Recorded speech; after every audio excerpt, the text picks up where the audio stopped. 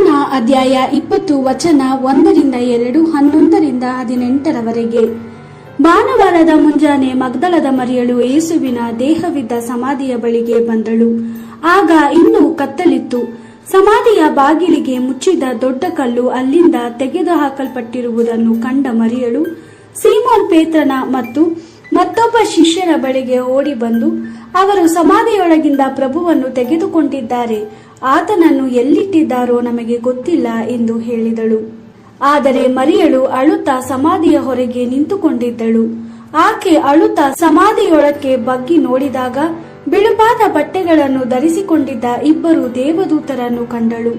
ಯೇಸುವಿನ ದೇಹವನ್ನು ಇಟ್ಟಿದ್ದ ಸ್ಥಳದಲ್ಲಿ ಅವರಲ್ಲೊಬ್ಬನು ಯೇಸುವಿನ ತಲೆಯಿದ್ದ ಕಡೆಯಲ್ಲಿಯೂ ಮತ್ತೊಬ್ಬನು ಪಾದವಿದ್ದ ಕಡೆಯಲ್ಲಿಯೂ ಕುಳಿತುಕೊಂಡಿದ್ದನು. ದೇವದೂತರು ಮರಿಯಳಿಗೆ, ಅಮ್ಮ, ಏಕೆ ಅಳುತ್ತಿರುವೆ ಎಂದು ಕೇಳಿದರು. ಮರಿಯಳು, ನನ್ನ ಪ್ರಭುವಿನ ದೇಹವನ್ನು ಕೆಲವು ಜನರು ತೆಗೆದುಕೊಂಡು ಹೋಗಿದ್ದಾರೆ, ಅವರು ಆತನನ್ನು ಎಲ್ಲಿ ಇಟ್ಟಿದ್ದಾರೋ ನನಗೆ ಗೊತ್ತಿಲ್ಲ ಎಂದು ಉತ್ತರ ಕೊಟ್ಟಳು. ಮರಿಯಳು ಹೀಗೆ ಹೇಳಿ ಹಿಂದಕ್ಕೆ ತಿರುಗಿದಾಗ ಅಲ್ಲೇ ಯೇಸು ನಿಂತಿರುವುದನ್ನು ಕಂಡಳು.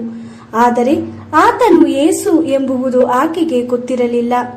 ಯೇಸು ಆಕೆಯನ್ನು, ಅಮ್ಮ, ಏಕೆ ಅಳುತ್ತಿರುವೆ? ನೀನು ಯಾರನ್ನು ಹುಡುಕುತ್ತಿರುವೆ ಎಂದು ಕೇಳಿದನು.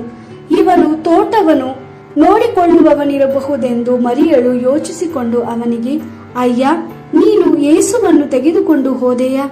ಆತನನ್ನು ಎಲ್ಲಿಟ್ಟಿರುವೆ? ನನಗೆ ಹೇಳು, ನಾನು ಹೋಗಿ ಆತನನ್ನು ತೆಗೆದುಕೊಳ್ಳುತ್ತೇನೆ ಎಂದು ಹೇಳಿದಳು.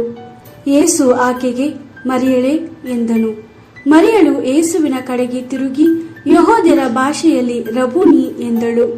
ಯೇಸು ಆಕೆಗೆ, ನನ್ನನ್ನು ಮುಟ್ಟಬೇಡ, ನಾನು ತಂದೆಯ ಬಳಿಗೆ ಇನ್ನೂ ಹಿಂತಿರುಗಿ ಹೋಗಲಿಲ್ಲ.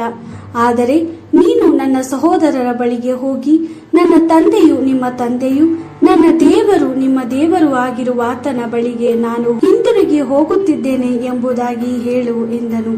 ಮಗದಲದ ಮರಿಯಳು ಶಿಷ್ಯರ ಬಳಿಗೆ ಹೋಗಿ, ನಾನು ಪ್ರಭುವನ್ನು ಕಂಡೆನು ಎಂದು ಹೇಳಿದಳು ಮತ್ತು ಯೇಸು ಹೇಳಿದ ಸಂಗತಿಗಳನ್ನು ಆಕೆ ಅವರಿಗೆ ತಿಳಿಸಿದಳು.